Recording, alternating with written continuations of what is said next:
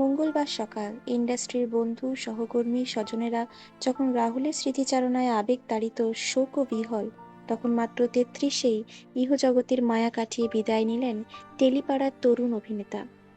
তালসারিতে shooting করতে গিয়ে রাহুল অরুণোদয় বন্দ্যোপাধ্যায়ের মর্মান্তিক পরিণতির শোক এখনো সামলে উঠতে পারেনি টালিগঞ্জের স্টুডিও পাড়া। এর মাঝেই ফের দুঃসংবাদ আছড়ে পড়ল টেলিপাড়ায়। অকালে চিরঘুমের দেশে পাড়ি দিলেন ইন্ডাস্ট্রির আরেক অভিনেতা। মঙ্গলবার সকাল ইন্ডাস্ট্রির বন্ধু সহকর্মী স্বজনরা যখন রাহুলের স্মৃতিচারণায় আবেগ তাড়িত শোক ও বিহল, তখন এমন আবহেই টেলি অভিনেতা প্রণব মুখোপাধ্যায়ের মৃত্যুর খবর প্রকাশ্যে এলো। বছরখানেক ধরেই টেলি দুনিয়ার সঙ্গে জড়িত অভিনেতা। একাধিক সিরিয়ালে অভিনয়ের মাধ্যমে সবে নিজের পরিচিতি গড়ে তুলেছিলেন, কিন্তু মাত্র ৩৩-এই সব শেষ হয়ে গেল। প্রথমটায় মৃত্যুর কারণ জানা না গেলেও সূত্রের খবর আচমকায় হৃদরোগে আক্রান্ত হন প্রণব চট্টোপাধ্যায়। এরপর তড়িঘড়ি চিকিৎসার ব্যবস্থা করা হলেও শেষ রক্ষা করা যায়নি। মাত্র ৩৩-এই ইহজগতের মায়া কাটিয়ে বিদায় নিলেন টেলিপাড়ার আরেক অভিনেতা।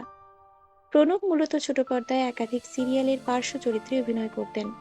কালার্স বাংলার বসন্ত বিলাস মেশবাড়ি, জি বাংলার ভগবান দাসের মতো ধারাবাহিকে কাজ করেছেন। ৪৮ ঘন্টার মধ্যে দুই অভিনেতার এহেন অকাল প্রয়াণে শোক ও বিহল বাংলা টেলিদুনিয়া। মঙ্গলবার সকালে প্রণবের প্রয়াণের খবর প্রথম প্রকাশ্যে আনেন আলোক নন্দা গুহ। ফেসবুক পোস্টে অভিনেত্রী লেখেন, ইন্ডাস্ট্রিতে কাজ পাচ্ছি না বোন, আমি আর পারছি না, কাজের খুব দরকার।